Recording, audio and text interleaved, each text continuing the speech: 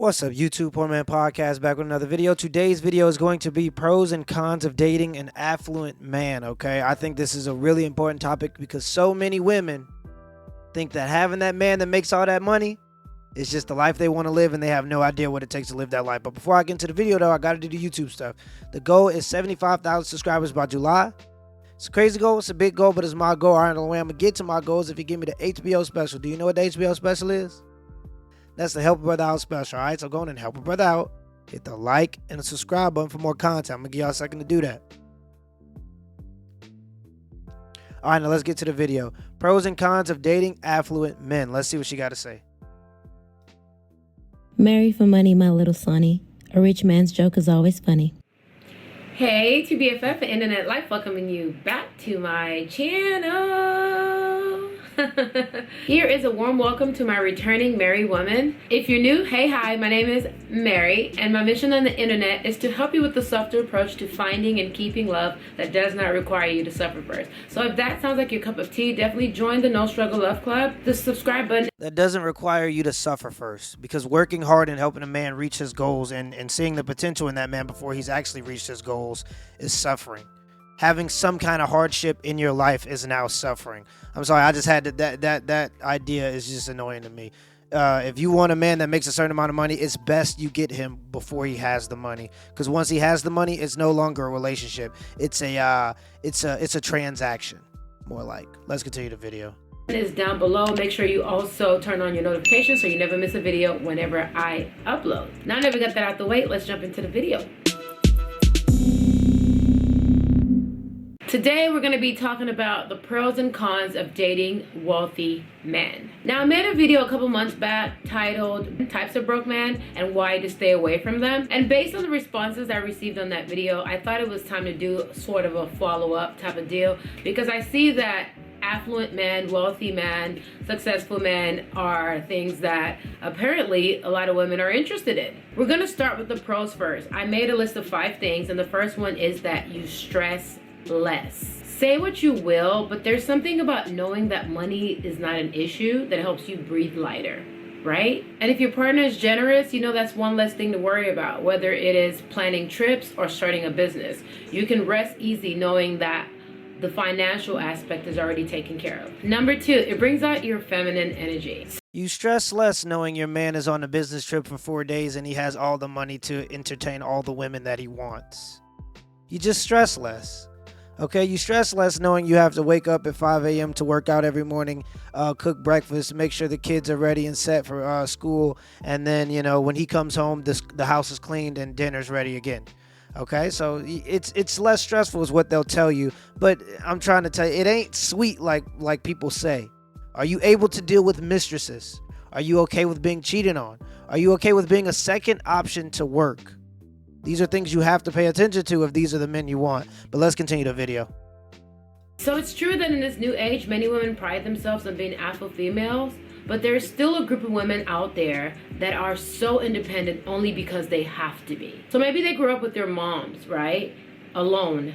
And their only reality is a hardworking woman that does for herself. That particular type of woman will fall smoothly into her feminine energy if the right man comes around.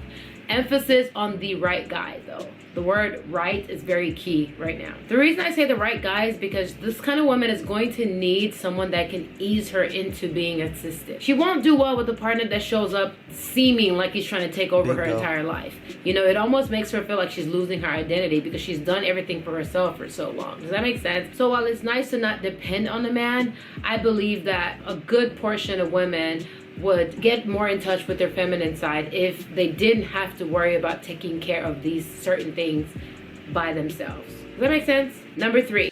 Actually, I agree with this point, and I will say this. A lot of men out there want a feminine woman, but you can't afford it. Unfortunately, now it's 2021, okay? And for women to go into that feminine energy, it takes some money. I'm sorry to say it, y'all. So if y'all want one of these feminine women, quote unquote, y'all better go out there and be a go-getter at least. Okay, but what I will say is what kind of contradicts this is the fact that to get an affluent man, you already have to be feminine. No affluent man has the patience to try to teach you how to be a feminine woman. If he already has the money, He expects you to already have the femininity with coming into the relationship. You can't just wait at the finish line and have nothing and want to be coached by a man that's already done racing. Okay, but if you get a man before he is to the point where he has millions of dollars or he has hundreds of thousands of dollars, he may be willing to coach you. He may be willing to put in that time. But of course, like she said, women don't want to suffer. Okay, and I guess any kind of hardship before you have a man that makes a 6-figure or higher income is suffering. It used to be okay to live a regular life. It used to be okay to be with a person that makes an average amount of money, you make an average living, or you don't work at all, you work part-time. That used to be okay. Okay, you used to go be able to teach the kids what to do. It used to be okay to do all these things. But now with hypergamy, with people feeling like they can find value in things, okay, people feeling like they can find value in things, the narrative is changing.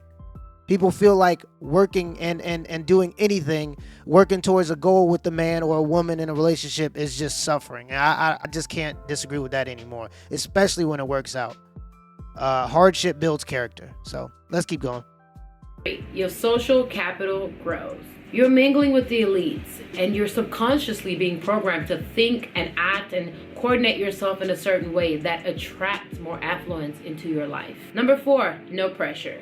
So because typically a more financially successful guy is going to be older and more experienced, most of the time they're either divorcees or they have kids already. And if you are a woman that is not seeking either of those things, then you don't have to worry about the same pressure that you would have with Dave, who just like got into his mid-level, or even entry-level job to start off his career, right? Because that guy's following that path of go to school, get good grades, graduate, get a job. What's wrong with that? Get married, have kids, right? And if you're not following that same program, then the wealthy guy will usually do for you, just from the standpoint that he either doesn't want those things either, or at least not yet, or, again, he's been married before and he's had his kids, so he's not pressuring you for more, typically speaking. Now let's get into the cons.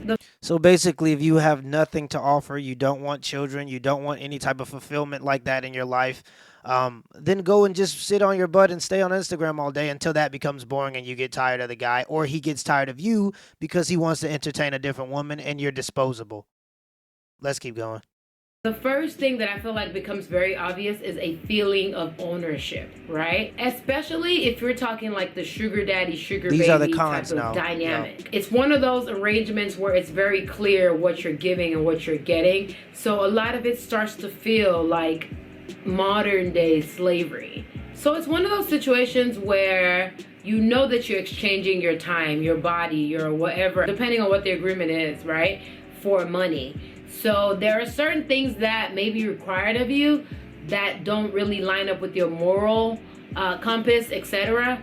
And you feel, again, like this person owns me, so I have to do it. If we're being honest, this can happen in the corporate world as well, right? It's kind of like the person who hires you, that company owns you to a certain extent, because there are things that they'll ask you to do and you're just like, actually, no, I'd rather go home and lay in the hammock, right? So I'm not trying to make it seem like this is just unique to the situation. Exactly. This idea of this is only thought out by lazy women who can find fulfillment or happiness in things. Now, there is a small minority of women who will find happiness in things. There's a larger minority or a majority of women who have spent so much time on Instagram and discontent with their life to the point where they feel like they will be happier if they just have things, and they get those things, and a lot of the times there's no happiness that comes with it.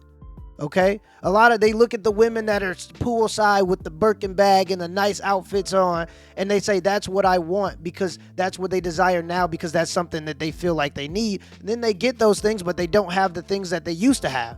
They don't have a loving relationship. They just have a man that wants a transaction. Understand that a lot of these relationships, if you wait at the finish line and you don't help a man build, it's going to be transactional. Okay, I don't get with all that, like she just said, slavery. I don't know about all that. Okay, I don't see how sex work is not slavery. Okay, if you decide to put yourself on a marketplace and sell your body for a certain amount of money, understand that it is a transaction. And once that transaction is done, it's done. Now, are you going to have any applicable skills if you just sat in the hammock all day, like she just said? If you're just sitting in the hammock all day, are you going to have any applicable skills if this man kicks you to the curb? which statistically speaking, it will happen. He will kick you to the curb. Okay. Now, if you're married, the chances of you sticking into the relationship is higher, because we know that when people make a certain amount of money, because they have a lot invested in the marriage, the chances of divorce is lower. Okay. So when you hit a certain tax bracket, the chances of divorce is lower. But a lot of the times these women aren't married to these men. They're just around, especially if he's a divorcee, like she just said. You're just around. And at any moment you could get kicked to the curb. And if you've been living that life for 5 years, what do you have to land on? Let's continue the video.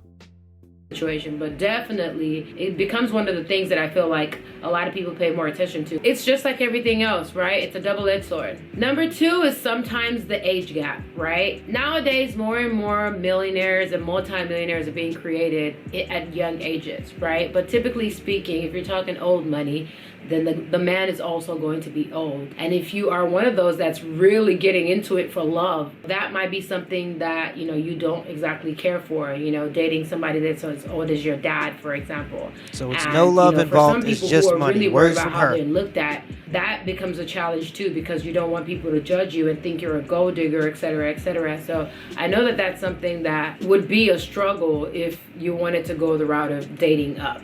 The third thing on the cons list is actually the fourth thing on the pros list, if that makes sense. So again, because I said that most of them are older and more experienced, a lot of times they're not interested in having kids or settling down. So if you are a younger girl and you like that you're dating someone that has means, but you also in the near future want to settle down and get married, this may be a problem for you, because again, maybe your guy is not one of the young tech millionaires. Maybe he earned his fortune in oil and gas from the 60s or something. Okay, I don't know how old these men. Okay, that's probably the end of the video. There's about a minute left. I just want to kind of dive into this a little bit, because some women are making this choice. That's okay. Okay, us as regular hardworking men, a lot of the people that are probably watching my channel, we don't care.